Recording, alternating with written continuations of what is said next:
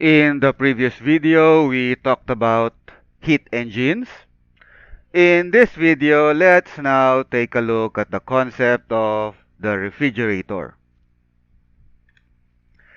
Basically, a refrigerator is a heat engine operating in reverse.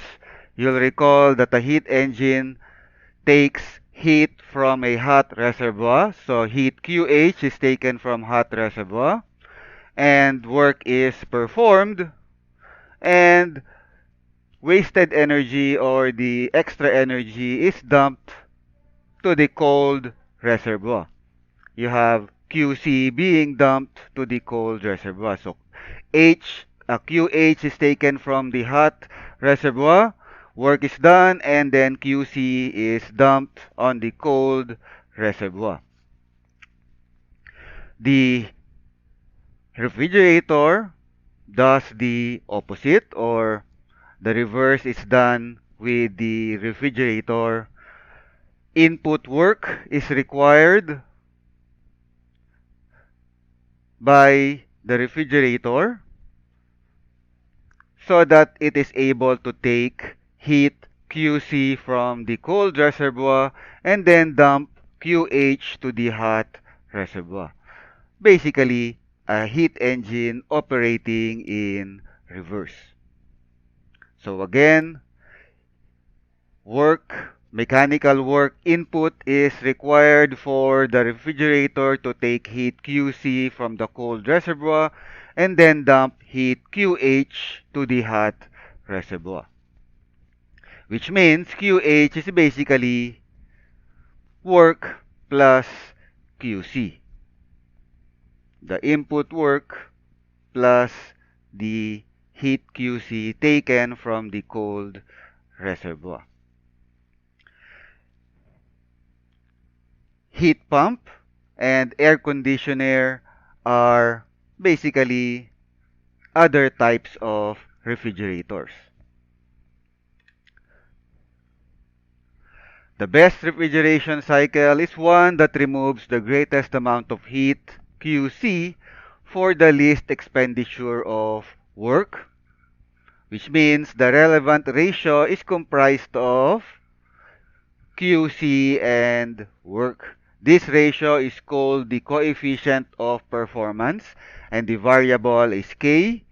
K is equal to absolute value of QC divided by absolute value of W.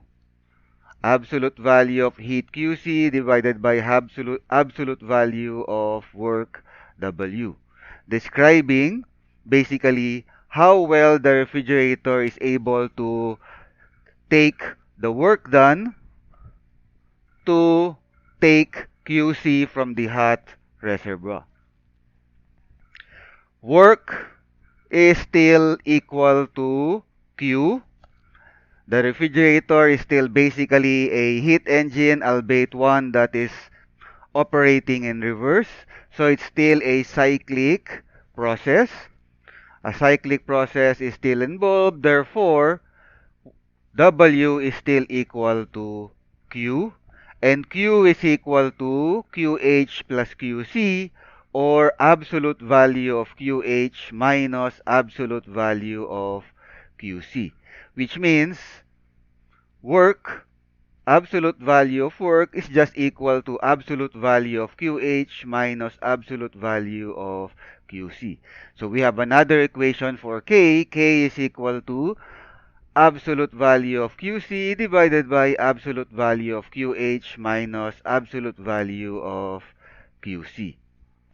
For air conditioners, the quantities of greatest practical importance is or are the rate of heat removal H, how fast the air conditioner is able to remove heat from the room, and the power input P to the compressor, so the power rating of the refrigerator. So K now is equal to H divided by P. For a more complete picture of a refrigerator, you might want to take a look at the concepts of the energy efficiency rating or the EER, as well as the concept of the heat pump. So consider this as reading assignment. And that's it for now. In the next video, we'll take a look at the concept of the second law of thermodynamics itself. So thank you for watching.